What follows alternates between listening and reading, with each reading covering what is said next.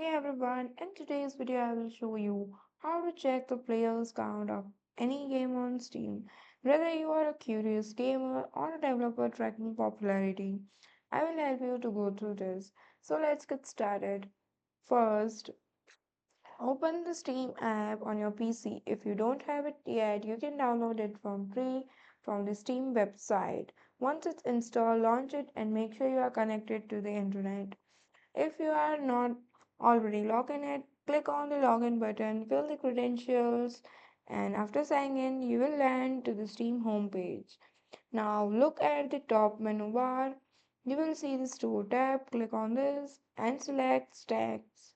Just have to click on the stack button and then this will open the Steam Stack page, which shows the real-time data about the games currently being played on Steam. You will see the most popular game ranked by active players along with the graphs and trends.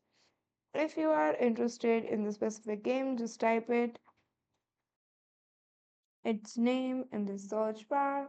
As you can see here, this is a search bar. You just have to type the game name and you will get its player count and activity history.